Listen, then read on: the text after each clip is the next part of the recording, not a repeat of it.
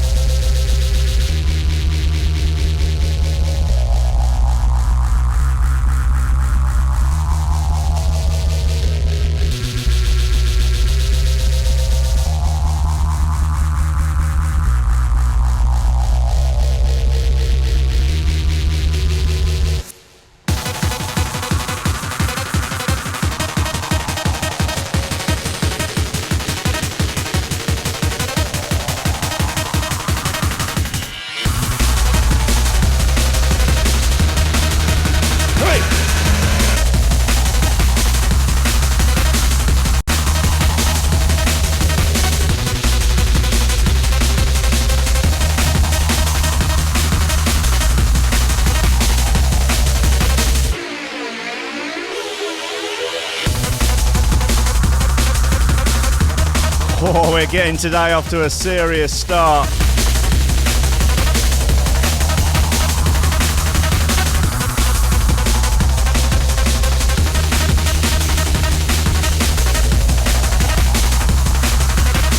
It's only because we got one of the baddest motherfuckers in the Southern Hemisphere in to talk the tut.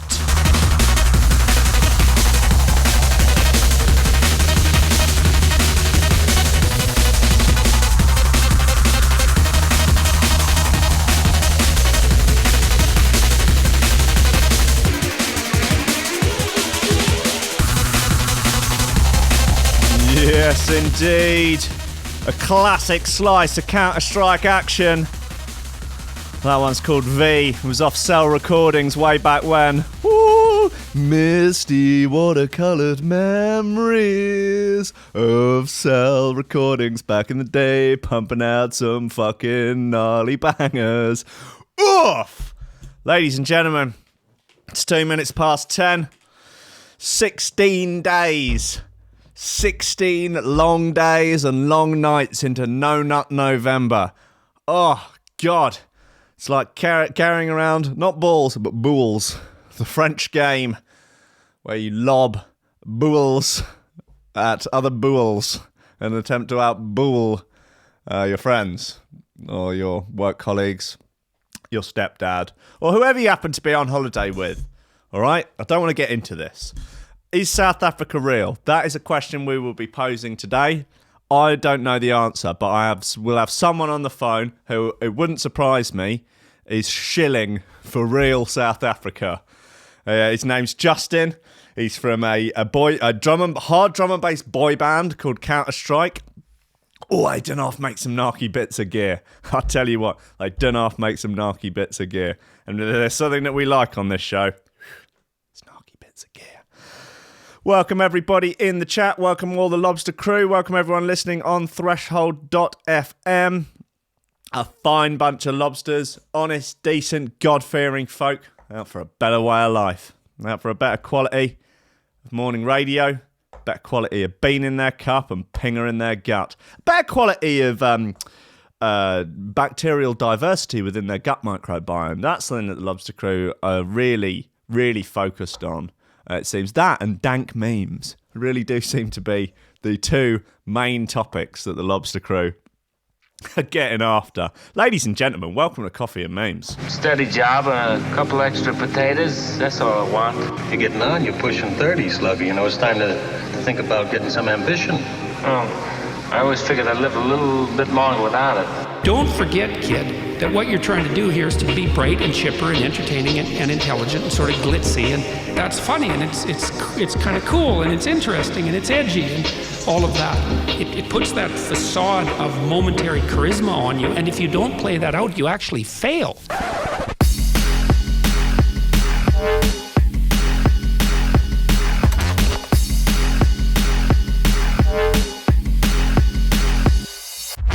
Ladies and gentlemen, welcome to Coffee and Memes on Threshold.fm on the 16th of November, the 2018 Chinese Year of the Dinger. We've got some... Well, I've only got a couple of tunes. Today, I'm not packing 16 in the clip and 1 in the hole. I'm just got a couple of narky ones. Going to get Justin on the phone in about 5 minutes, 5-10 minutes, something like that. After everyone comes in and sits down and stops making noise at the back. Yeah, I see you chewing. It's supposed to be just put that in a bin. All right, got a couple of little bits to get into here. Some weirdness. There is weirdness out there. I don't want to startle anyone. I don't want to rile anyone unnecessary. But there's weird stuff going on in the world. Everywhere you look, bloody weirdos doing weird things and just being... Stop being weird, okay? I mean, there are acceptable levels of weirdness, of course, but... this is weird. Indonesian kids are drinking boiled sanitary pad water to get high. Fucking hell, Indonesian kids need to get out more. They need to... I don't know, skateboard or something. Or, I don't know, go around doing graffiti. Jesus, huffing sanitary towel water. Sorry, I've been huffing sanitary towel water. You'll want Tom Wood from Lad Bible, bastions of honest and reputable journalism. He reports. You'll want to put down your breakfast before reading this. Breakfast still means breakfast, but apparently kids in Indonesia are boiling up sanitary products and drinking the resulting fluid as an attempt to get high. I mean, that's completely different to the kid at school who insisted that if you ate a whole clove of nutmeg, you'd get out of your treat. This is a thing, yeah? The smoking of nutmeg, the drying out of the inside of banana skins, and smoking them. You used to be able to... There was a shop in Brighton called Hocus Pocus, and you used to be able to buy these sort of herb mixes from there that were called things like Super Skunk and other similarly provocative titles. We used to smoke them a lot. God, they did absolutely fuck all. But, I don't know, you look kind of cool. They tasted rank, though. They'd just mixed up some gubbins from someone's mum's bloody kitchen cabinet. She was probably razzed off by it. Even if the pads are not used, it seems that they don't actually have to be. It's not something we'd recommend. Not that needs saying, but please don't try this at home.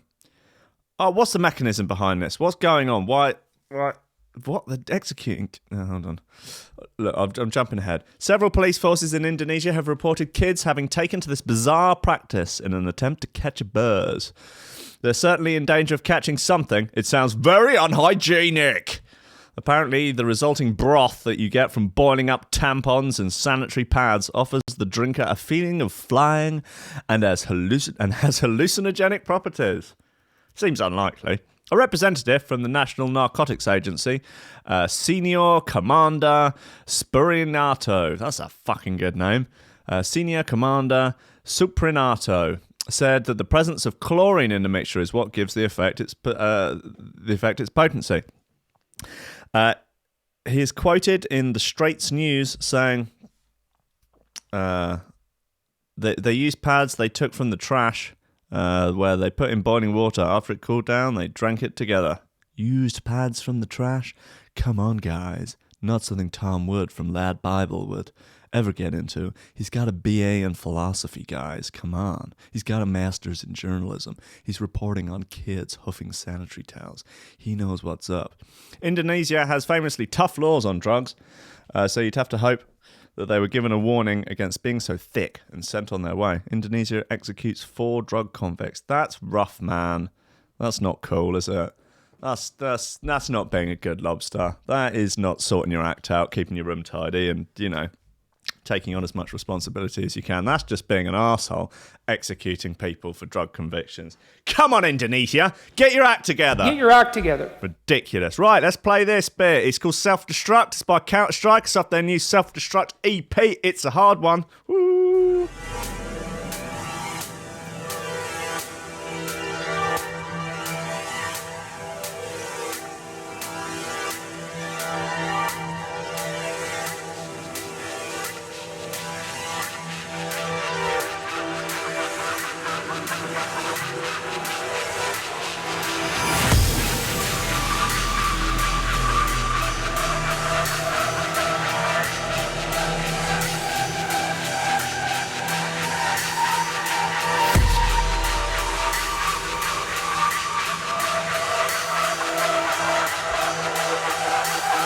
Right, after this one, we'll get big man on campus, Justin from Counterstrike on the horn.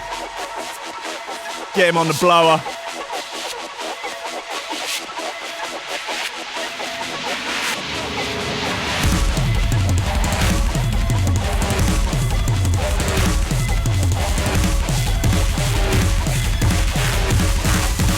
Access self-destruct.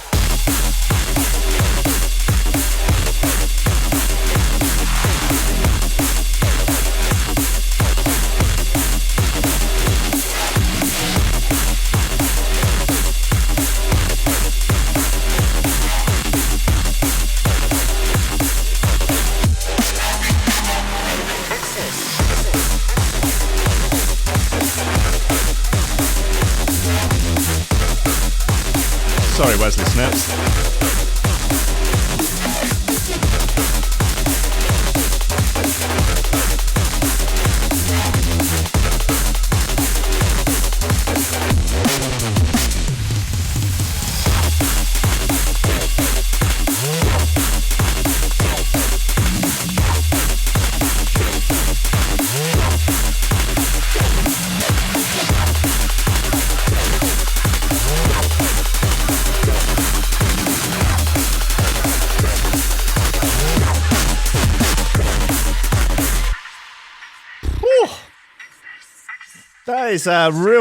That's a real romper stomper.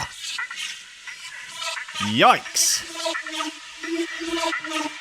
Gosh, that's a 3-course meal, that tune. That is, that's a 7-course tasting menu.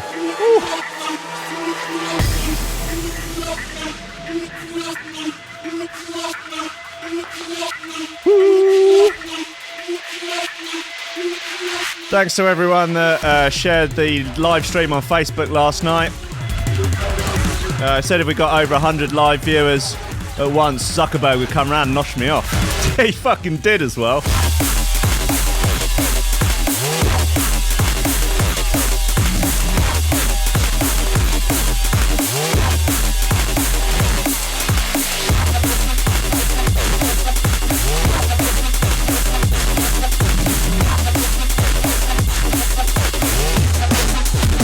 Self-destruct.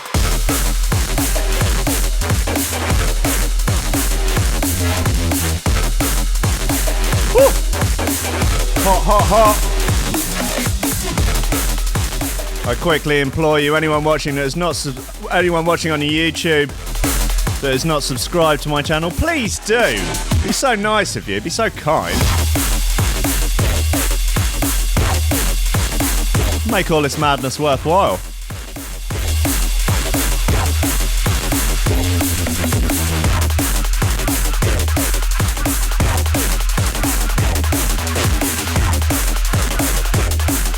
Yeah.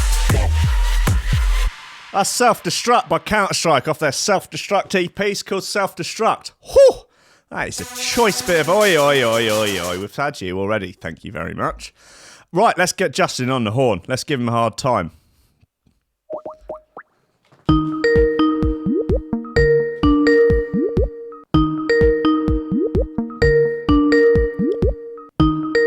Squad crew. Hey! Jaya! How you doing? I'm okay, man. Good. You've changed your t-shirt since we last spoke. Yeah. Did I have a t-shirt on? Yeah. Well, I saw your sort of bulging pectoral muscles.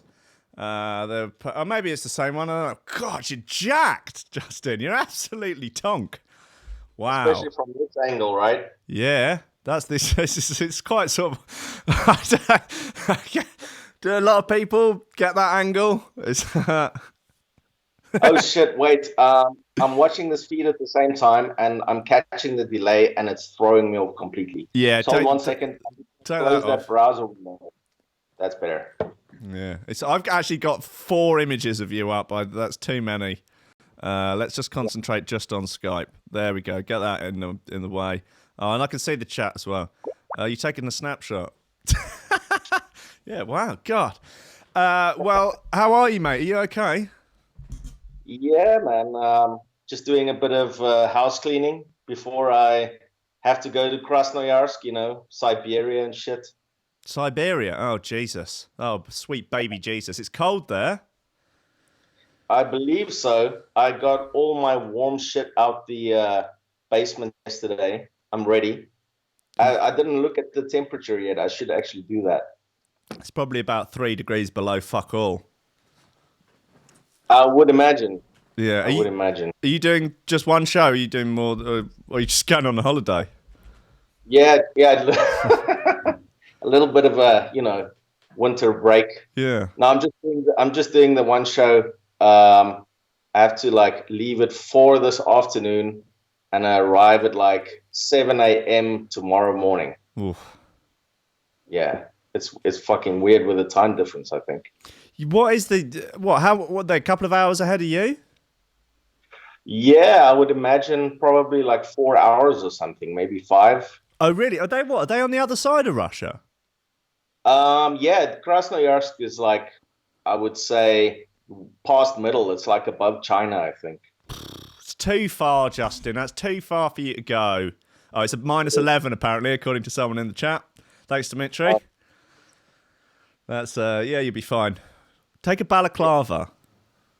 Yeah, I should maybe do that in a little warm water bottle or something, right? People aren't as concerned with the body temperature of drum and bass DJs as much as I feel they should be. They aren't. There should be a committee or a union or something that deals with all of this. Absolutely, and the general warmth, the body temperature of all DJs.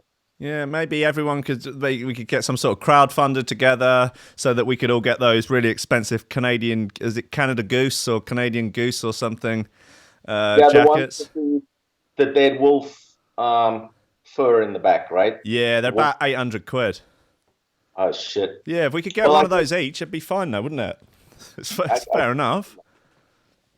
Yeah, I mean, that should be basic attire when you're heading to Siberia, I would imagine, for any drum and bass DJ. Yeah, definitely. I mean, even jump up DJs, they need warmth too. Yeah, but I think they generally wear parkas every day from all the pictures I've seen. Oh, that's true, yeah. And they're probably warmed up by all the pingers they've been taking. True that. All the karate powder. I thought you only get karate water. This is the first time I've heard about karate powder. Oh, karate water? What's that, vodka? No, that's brandy and coke, the national South African drink. Is it? Sounds like the national jump-up drink as well. Maybe, well, it would make sense because it used to be a British colony, right? So, maybe they sent a bunch of jump-up DJs over there in the 1800s. I don't know. It wouldn't surprise me. They sent them up there. Probably they sent them all. Well, I don't know. Australia seems they like it. They like a bit of jump up, and they've got no, not jump style. What's it with that Melbourne sound stuff? Is sort of that's a bit like that Russian jump style sort of Melbourne bounce or whatever. Yeah, god awful it is.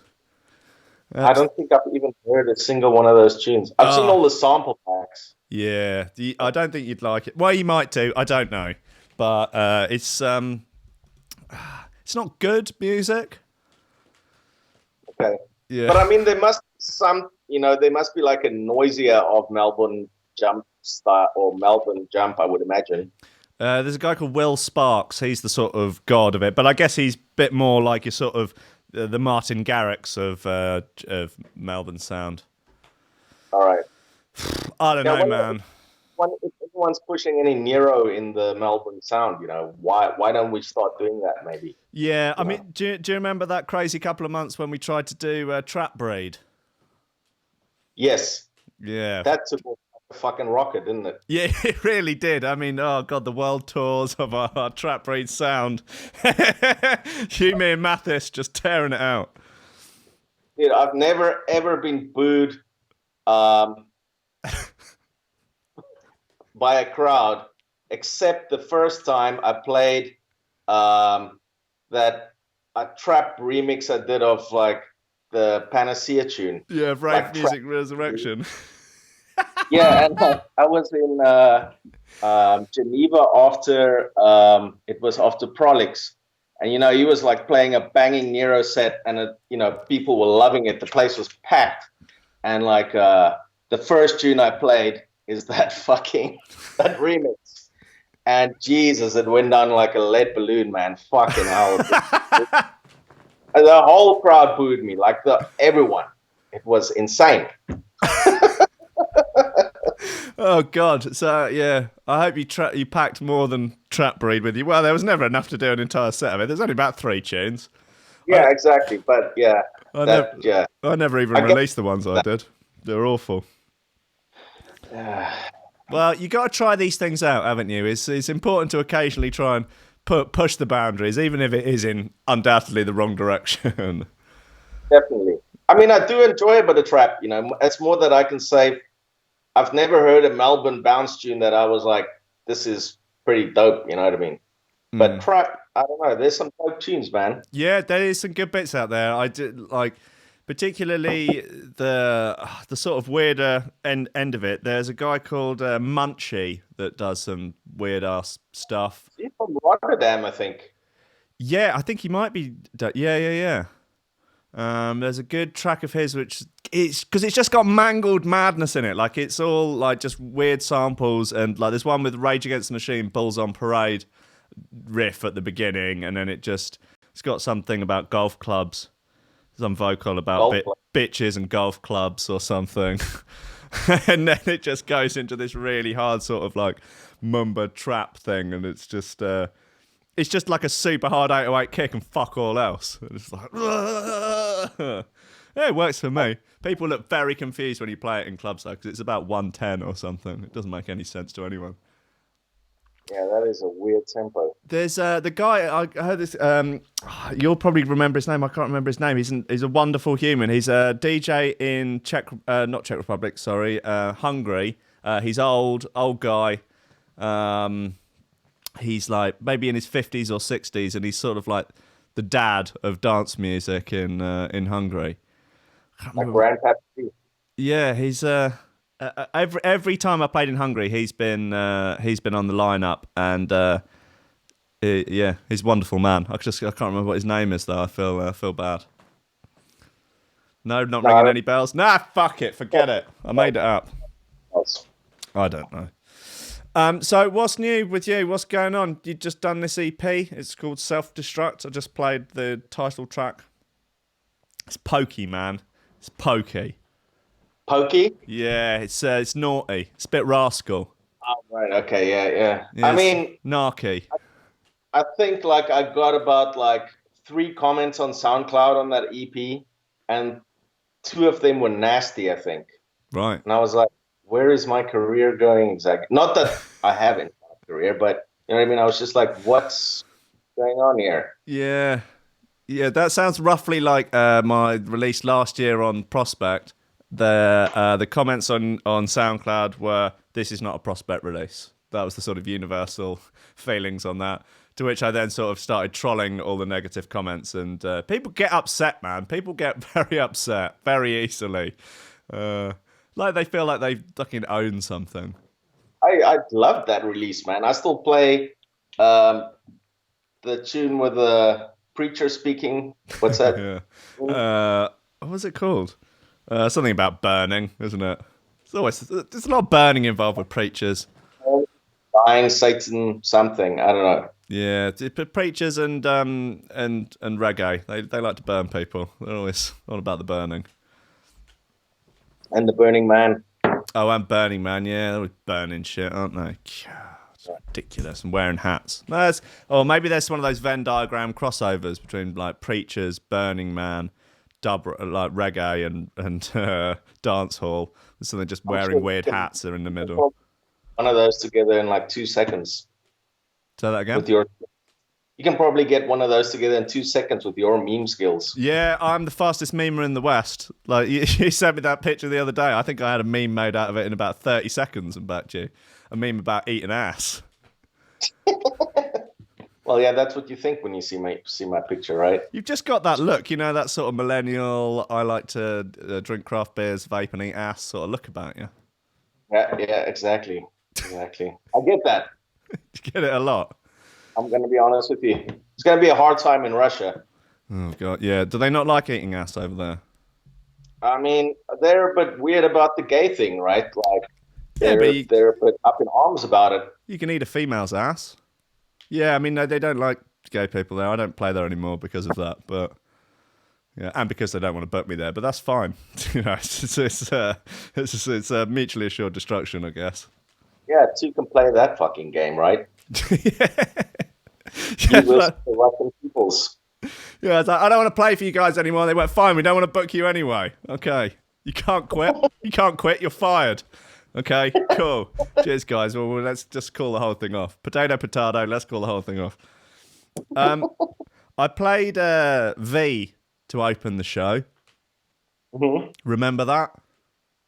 I do remember that one. That one and Synergy are will forever hold a place in my heart. I think they were. I remember getting them on vinyl back in the day when they were new hot bits of kit. Yeah. They're sort of rowdy teenagers now, aren't they? Yeah, exactly, man. Like really, well, they've learned a few lessons already, you know, because they're not sounding as clean and as good as what they used to back in the day. I don't know. V sounded pretty, you know, for a track that's, 15 years old, I guess? Yeah. I think it sounds better than all this modern tosh that you've been making.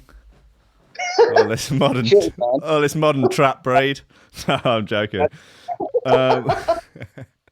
That's like just the standard fucking YouTube and SoundCloud comment, basically. Exactly. Not as good as the old stuff. Just keep making the same tune over and over again. Okay. All right. All they do is make the same tune over and over again. I can't win. You can't, man. That's funny. So, like, when did you first start releasing music? When did you first start making drum and bass? Like probably around 1998, I think, something like that. I had a whole bunch of mates in Cape Town that, you know, they were using Fast Tracker and started using a bit of dabbling in some Cubase. Before it only had audio, you know, you couldn't you could use like a hardware sampler or anything, but it didn't have a VST. So we used to do shit in Fast Tracker, bounce it out, and then try and mix it down in Cubase. God. Yeah. I guess when that was the only way to do it, you didn't think, God, this is an ordeal. It was just like, I'll just get on with it. Yeah, exactly. It took you forever, but it worked somehow. Yeah, it was strangely rewarding. Yeah, and we kind of had our first release, I think, like vinyl release. In the beginning, we were just kind of like sending demos out and not getting any feedback from people. And then we were kind of like, you know, fuck you guys then. Fine. Yeah, I know the feeling. We're just going to release our own shit. And so we released a CD. But from that, I remember we sent that CD into Knowledge Magazine. And it got like quite a, you know, I thought pretty good. If I think back about it now, like they were like 3 stars out of 5, which I mean, for guys who didn't know what the fuck they were doing, idiots from, you know, the middle of nowhere sending them a CD, that they even reviewed it was amazing. But I remember in the review, they said like, after listening to the CD, afterwards you might feel like you need a breather in the, because it's constantly banging, you know what I mean? And I took like such offense to it. I wrote to Knowledge Magazine like, you have no idea what you're talking about. The review sucks. Right, I'm going to review your review of my music. Here's where you're wrong on every single point, and you know nothing about what you're talking about. Yeah. And so, all right. So then, what came after your self-released, mixed reviewed CD? Well, from that, I think like we sent out a bunch of CDs, and like after a while, people came back to us and one of them was Diesel Boy. Oh, yeah. And he quite liked some of the songs, and he was like, can I send it to some friends of mine? And I was like, yeah, sure, man. And a guy from Canada got back to us at that point. He had a record label called Allied, and Allied was kind of like the harder label, and I can't remember Dune Recordings, and Allied Recordings. And so he got back to us, and he wanted to sign 2 songs from the CD, from the album, and we were like, yeah, fucking great. And that was the first vinyl release. Nice. When did you hook up with... So Cell was run by Alpha Magic. They ran a whole load of bits. Invaders, Signal, Outbreak, all those rowdy labels. Those first Cell releases were some of my favorite ones, like your ones, Temper D and K-Fire on there. And a few others that were sort of pushing that sci-fi but properly tear out, lots of arpeggiators. Make Counterstrike arpeggiate again. That's what I'm going to be pushing. I want a red hat with it on. More arpeggiators. Black Sun Empire as well. More Go back to the ARPs. Hashtag back to the ARPs. Well, Pythias is kind of doing that, right? He's ARPing the fuck out of everything. Yes, that's true. His stuff is fucking banging. But I guess you hang around with the. Well, I mean, it's not like Dutch. The Dutch have a shortage of very, very high level drum and bass producers that you can knock about with. I had Posse on earlier. He's in Noise's studio block as their engineer assistant, and then obviously you've got Black Sun Empire Signal, who's just coming out with outrageous tunes. He's 12 or something. Yeah, man, his tunes are fucking great. I love his stuff. They're so good, aren't they? I haven't met him. I haven't been to any shows with him yet. I hear he's a nice boy. Yeah, he's a nice dude. So then, what was the South African drum and bass scene like in 1998? Well, it was always pretty good in Cape Town, because there was a crew that started around maybe end of 93, beginning 94. They were doing regular parties every Sunday night. They had a regular thing going, and eventually they got a radio show, I think in 95 on FM radio, 2 hours every day kind of thing, and they just constantly pushed it. And when I got back from the UK, because I went to do the whole South African in the UK thing from 95 to 97, when I came back from there, I was drum and bass crazy, having I used to work at the end, and I used to be their office junior. So they would always send me on, flyer runs and shit to the record store. So I knew those dudes. They wanted guest lists. So I would always throw them guest lists, and they would throw me white labels and all sorts of shit. So I had great drum and bass records that no one had when I got back to South Africa. So I joined those dudes, and we carried on doing the parties. They got old and got on a lot of drugs. And eventually, I've found myself doing a lot of the work, and I was kind of well, this is fucking bullshit. And me and Eaton and another friend of ours started doing parties together, Eaton being the other dude in Counterstrike, around 98, around there. And we did a party at this club called The Jam, which was a monthly thing. And we ended up doing that party for 15 years. 15 years? Oh, it was a great night. It was really good. Did you say 15 years? Yeah, 15 years. Fucking hell. Damn. That's as far as drum and bass nights go, that's a long running drum and bass night. Yeah, man. It was a crazy night. It was really sad to end it, because I moved to Czech Republic 9 years ago, and Eaton kept doing it for 5 years by himself, and eventually, he left for the UK. He's living in London now. And letting that night go was pretty hard, definitely. Yeah, bet. So why did you decide to move to Czech Republic? My ex is Czech by birth, but Czech by birth, but raised in South Africa. And without a long story, that's kind of like how I ended up here.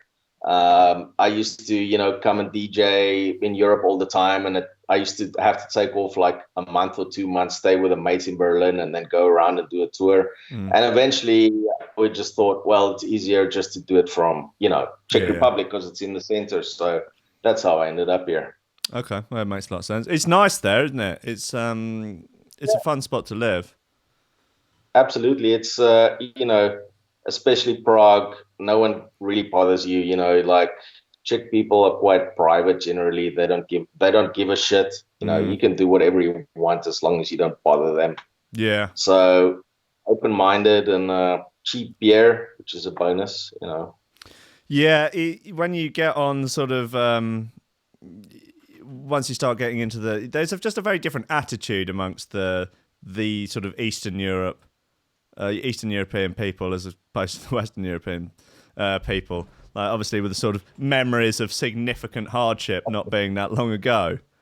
Of course. I mean, yes, there are, things that can piss off like anyone that's used to, how things generally work in Western Europe. But I mean, like I can say that in Czech Republic, things have like changed significantly since I moved there. You know what I mean? Like in terms of becoming more westernized or whatever. You know what I mean? Like it's I just see things improving like all the time.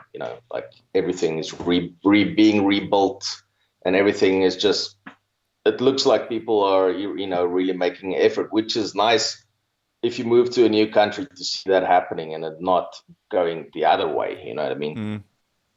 Got colour televisions over there now, and that's right. Well, I mean, that just happened recently. Is the internet still in black and white? Yeah, it's still in black and white. It's still on AM. You can only get it on for like 8 hours of the day. It goes off at night. Yeah, exactly. When the donkeys stop turning the generators. When I lived in Berlin, like when you're on the east side of Berlin, it's a little bit like that sometimes. Like it's part of Berlin's charm is that it still feels a little bit like it's in the 80s, but then that's quite frustrating when you actually have to deal with any of the bureaucracy of it. And it's like I remember getting a bill, like a sort of demand. I think it was for the television license, and ringing up, and in my terrible fractured German, saying like, "Can I pay it with a card over the phone?" And the guy on the other end just laughing and laughing and laughing, and saying, "What are you going to put the card into the phone and it will come down the phone line? I don't think that is possible." I was just like, oh my God, it's not. I wasn't even asking if I could pay it online, just like over the phone, I'll give you the digits of the card. So I had to go down to this, to the Finanzamt office, which was like as DDR as you could possibly get. Just all these tiny little offices, like on these enormous long corridors with like these little doors. And you'd go into one and it was just rooms and rooms of like files and stuff up on the walls and these sort of like 1990s looking computers. And I had to pay for it in cash. And they stamp lots of things. Dang, dang, dang. Lots and lots of stamping and tearing off and signing and more stamping. And and then they sort of demand that you leave while looking extremely grumpy. It's like, there's definitely it's like 2015. Like there's definitely a better way of doing it than this. Yeah, but it's very important to maintain the grumpiness. You know what I mean? Smiling is. Yeah. Well, there's no need for customer service under communism, so why bother? It's like you either get your food or you don't. Like there's no need for pleasantries. But it would also. That's something that, I mean, yes, sure, there's also the language barrier for me here. I mean, like, my Czech's are okay, but, it's not like let's shoot the shit on, some philosophy in the morning when I'm going to the shop across the road to get some bread. But, like going back to South Africa, that is something I noticed straight away. Like, when I walk into a shop there, like the first shop I walked into, this guy just started rambling off at me and smiling and speaking to me. And I was like, what the fuck?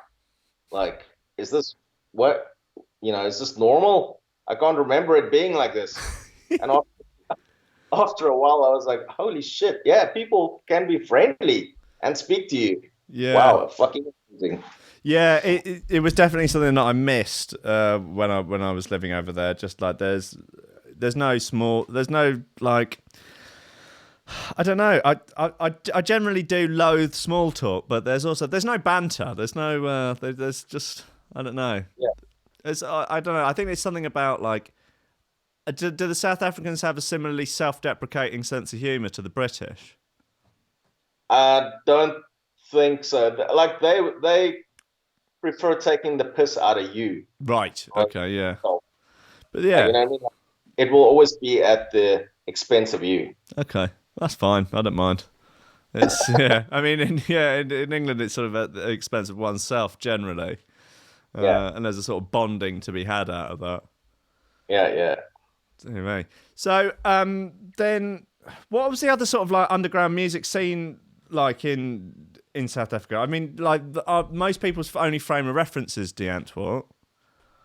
Mm-hmm. Is that what it's like everywhere? It's just Zeph craziness.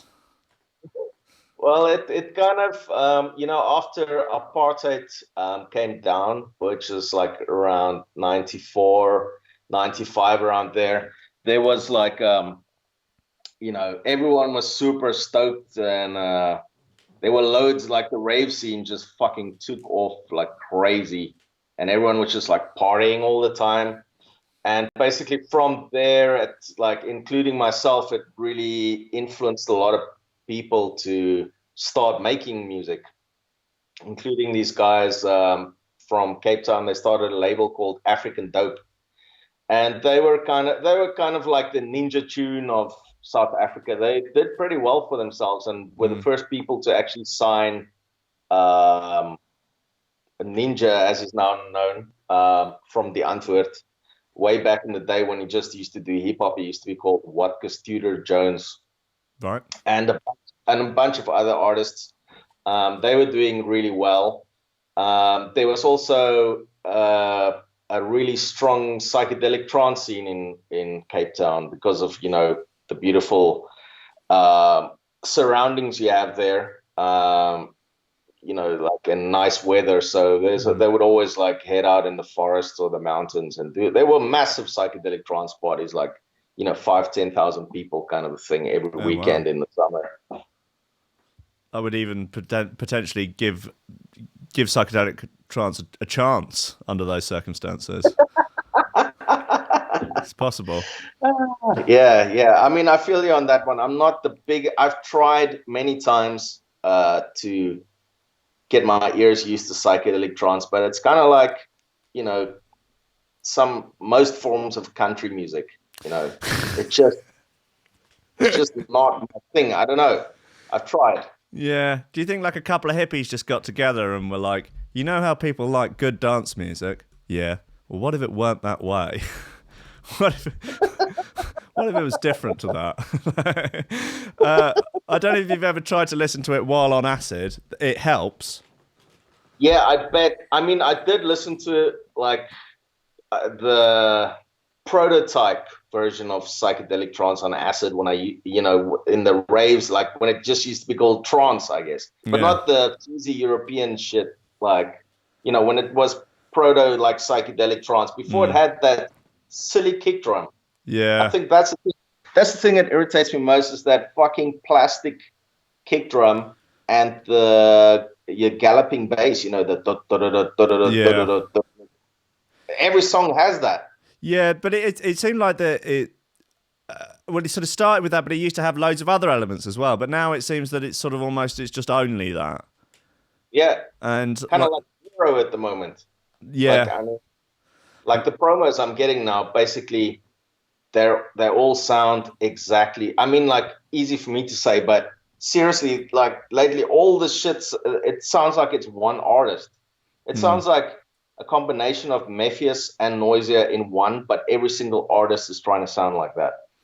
Yeah, this is. I mean, this is sort of what was beginning. Certainly, what happened towards the end of. Well, I don't know if it's the end of dubstep hasn't ended, but the end of the sort of like when the peak of the wave was that everyone was just trying to sound like Skrillex, like myself included in certainly a few tracks, but no one could do it as good as him.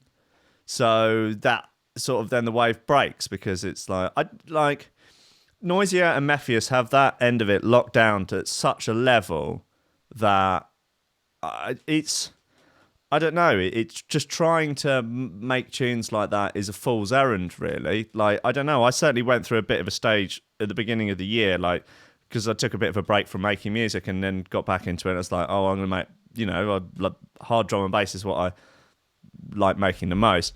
And listen to all of that sort of stuff and to try and get stuff that sounded anything where near as good as that, just I'm on a one-way ticket to making myself miserable. It's like, right, no, I have to concentrate on, my style, what makes high-ranking records, and to go down that route. There's just no point in, like, they've Noisia and Mephius, they've got the Noisia and Mephius tunes covered. They're fine with doing that. They don't need any help. Exactly.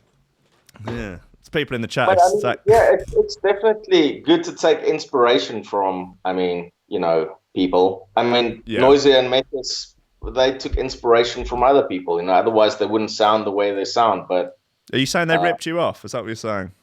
Yeah, I didn't want to say it out loud, but since you brought it up. Well, are you going to take any legal action or anything? I've actually got a funny Noisia story. Like, back in the day of AOL Instant Messenger, when I used to have to use dial-up, because that was the South African way back in 2003 even. It was fucking having DSL or something was like super ADSL was super expensive, so you had to have like fucking dial-up. So I used to be on AIM. At first I didn't even know what fucking AIM was. Like, after posting all my CDs and shit around, I think like I got an email from Concord Dawn that said, "Yo, dude, get on AIM." And I was like, what the fuck is AIM? And for a year it racked my brain. I didn't want to email him back and be like, what's AIM? And then someone told me about AOL Instant Messenger. Is it a drug? Is it a plug-in? I was like, yeah. So I got on there and I was just speaking to people, and I remember like Noisia, speaking to Noisia. I think like one of them contacted me. This was like a long time ago, and they sent me like a bunch of tunes, not knowing obviously that I have dial-up. So they were like, I don't know, 5 or 6 tunes coming in, and I was like, just thinking like, fuck these guys taking up all my fucking bandwidth, sending me 6 fucking tunes at a time. You know what I mean? Yeah. Oh God. And I think I actually canceled some of them. Just being such a fucking full of myself, confident little asshole, being like, these guys, I don't even know who they are. Noisia, what the fuck kind of name's that in any case? Some fucking chances from the old world up in Holland.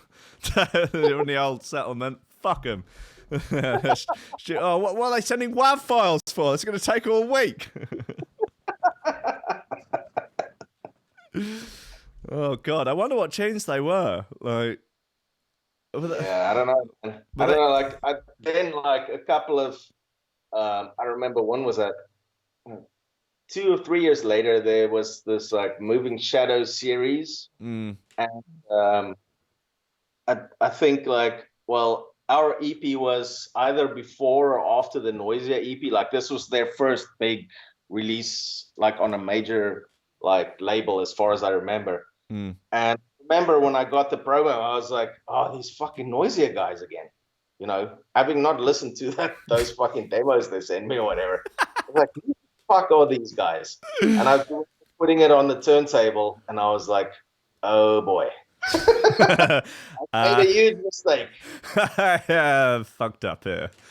Oh dear. Yeah, I remember harassing them or harassing Flapper on AIM for 2 records in particular. One being their bootleg of Sweet Dreams. Oh yeah. And also Block Control VIP, which never came out. Yeah. I did find that again somewhere else. I did a weird mashup of Block Control VIP with War Pigs by Ozzy Osbourne. Oh, that's pretty dope. Yeah, it works. See, people used to get very excited about that when I used to play it out. At the right party where people knew War Pigs, it was it destroyed places. And then Block Control VIP comes in with that DMX sample. Ooh, choice. Oh yeah. Yeah, that tune is fucking sick, man. They probably never released that because of all the samples, I guess. Didn't they give it away for free or something? Probably. I saw it on the internet. Yeah, I think it was sort of one of those ones that everyone who wanted it had it anyway. Like it had just been proliferated around the internet and so much. Or Dogs on Acid as well. Were you a Dogs on Acid poster for a while? Yeah, absolutely. I definitely got good information from there, you know. Yeah, the grid is is largely responsible for a lot of people's production knowledge. Yeah. Good samples. And, lots of sharing of moody samples. I mean, and all the trolling on the main board. I mean, I used to love that. My favorite one without a doubt is like, a man fucked with my father tonight. So I put Hin in his place. Yeah. So yeah, Evil Intent made that tune about it. I did a remix of that for them, and they turned it down. 2 of them really liked it. The other one, I can't remember which one of them, but one of them was like, "Nah, don't like it. Fuck them. They're nobodies. They're dead to me." No, I'm joking. They're lovely boys. That's 2 out of 3. I mean, how does that work? But apparently, it's not democracy over there. It's tyranny and authoritarianism. Clearly. Yeah, it's outrageous. It's communist Russia all over again. Oh God. So what have you got coming up shows wise? Are you out much for the winter? It kind of slows down a little bit December and January, isn't it? No, for me it's actually it's going great. Like I was really shitting myself in summer. Like June and July, I thought it was the end. I thought like I'm better start looking for a job and put on my CV like drum and bass producer for 20 years. Skills, Cubase. I don't know how far that would have gotten me. You could add wearing heavy metal t-shirts. You could add that to your list of skills. True. Drinking, and being able to perform my job. Yeah, being able to perform drunk, that's a good skill to have. Exactly. I know the airports really well. Yeah, airport ninja. Yeah, I mean, that's definitely something. Confident traveller. So I guess what you're looking at is sort of travelling salesman at this point. Maybe travelling booze salesman. Oh, I like that. Okay, that could work. Yeah.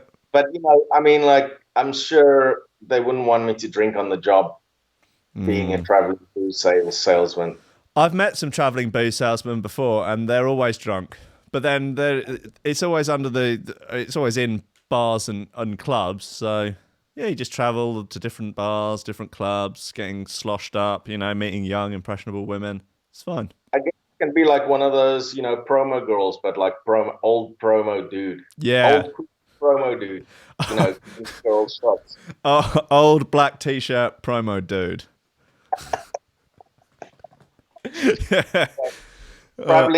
Traveling the globe, handing out tequila shots. Yeah, that doesn't sound like a bad way to live, does it? If that's your fallback plan, I think you're doing all right. Yeah, I should look into that. What about the techno? There was techno for a bit. Yes, there was techno. I also kind of lost interest in music generally, as you do from time to time when you've been doing it for 20 plus years. Yep, I know that one. computer for 10 hours a day. And I just couldn't for a while. And that was kind of like the peak of me getting into techno and starting to do other shit. But I'm slowly kind of getting back into it, making beats and stuff. And me and Hybris, another expat that lives in Prague, we've been working on a bit of techno that I quite like.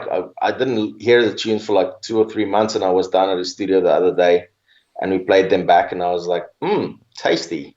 So we're probably going to finish those. Nice. People in the chat are saying, bring back Technoid. Do you remember Technoid?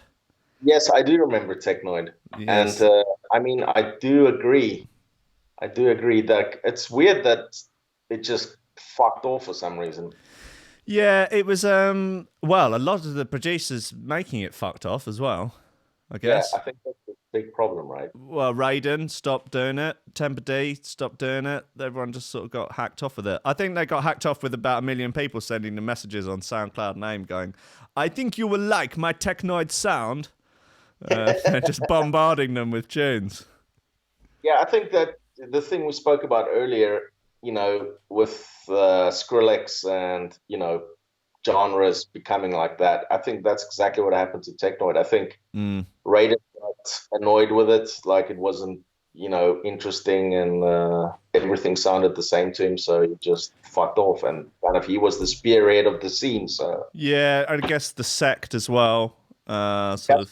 Yeah. Who else was doing? Oh, there was a Russian guy. It begins with a P. He was quite young. He looked like a sort of rowdy skinhead. Procket, yeah. Is he still making stuff? No, he stopped. I saw him randomly, like, I don't know, one day, and he made me drink a submarine. Right, yeah, he was keen on making people drink horrible stuff. He did that to me and Prolix when we were in Russia. Yeah. Prolix didn't need much encouragement.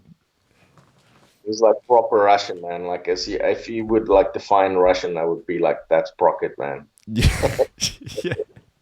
Not like drinking, but just the accent, the look, everything about him. Yeah. Draw a picture of a Russian. There you go. Oh, bless him. Right, I'm going to let you get on, mate. Thank you for coming on the show. You're a champion. Thank you, man. It's a pleasure. And you send me any new stuff you have, and I will play it to the gentlemen and ladies that listen in to Coffee and Memes. Fantastic. Cool. And let me know next time you're in the UK, and we'll go and get drunk. That sounds great. And when you're in Prague? Yeah, definitely. It should be next year. Going to be traveling the world again, hawking my wares. I'm selling tequila in clubs as a traveling salesman. Lovely. All right, Justin, thank you very much. I will see you soon. Cheers, man. Take it easy. Bye. Justin from Counterstrike there, a genuine South African, except no substitutes. Right, look, shall we play? Let's get one of these hot little numbers up. It's the end of the show on Friday. I've got a very itchy nose. I apologise. I want to crown Shoe Thrower of the Week because it's important to do it. Otherwise, what's the point in life, really? Let me get rid of that. And it's you can't let your memes be dreams. So I'm going to crown it. I'm going to call it. It's Forbidden Society and Donny and Catharsis. It's called The Artifact. It's been remixed by Audio, and oh golly.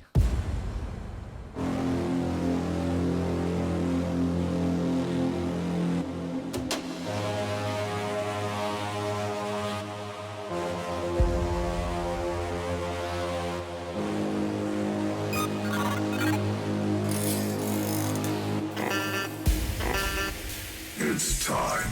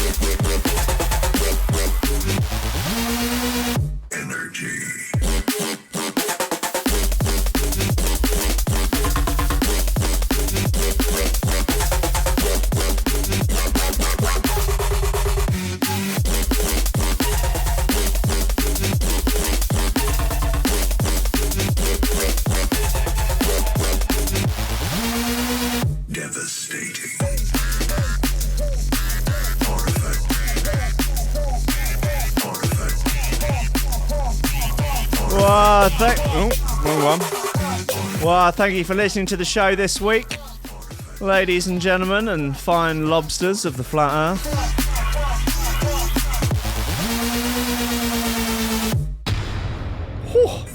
It's naughty. This is Catharsis, Donny and Forbidden Society. It's called The Artifact, remixed by Audio. Woo. Take advantage of their resources.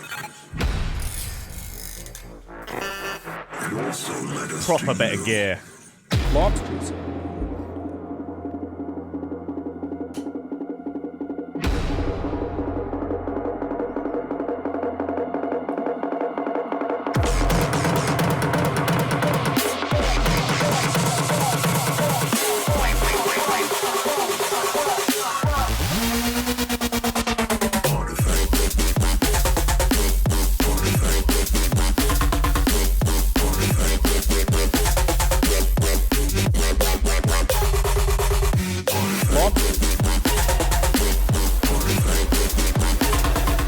Right, it's about that time of the show. I need to shout out the VIP list. It's a list of bad motherfuckers that help keeping the station alive, helping us pay the bills, keep the lights on, keep us out of trouble, keep us off the streets. If you want to get your name on the list, you can support us on Patreon. There's a link in the YouTube comment. There's a link on the website. Get your name on this list.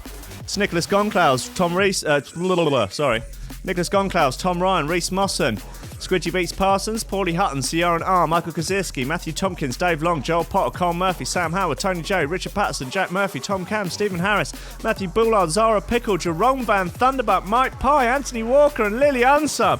Woo! What a bunch of bad motherfuckers. Remember, you can get this show as a podcast as well on all good podcast apps, on the Apple Podcast app, on Spotify, on SoundCloud, on Stitcher. They're all there. Just search for Coffee and Memes and that shit will come right up. Ooh. Yikesy, yikesy, yikesy. Well, thank you very much for listening, everyone, this week. It's been a good, fun week. There's been, God almighty, there's been some bloody madness going on. And I'm sure plenty more to come over the weekend. I'm going to try and have another weekend detox from sex robot news. A little bit less sex robot news this week, but it's still there. Still there, creeping in the back of my mind, luring me in, saying, save up $8,000 and buy a sex robot. It's what your ancestors would have wanted. It's what your ancestors would have wanted. Anyway, have a good weekend, ladies and gentlemen. You're all wonderful folk. Go out, do good, be good, eat decent food, work out, be nice to people, stay out of trouble. Try and do right by your ancestors. Try and do right by your lobsters. Wesley Snips. Fine, not much of a talker. I'll see you next week. Don't let your memes be dreams. Lots of love.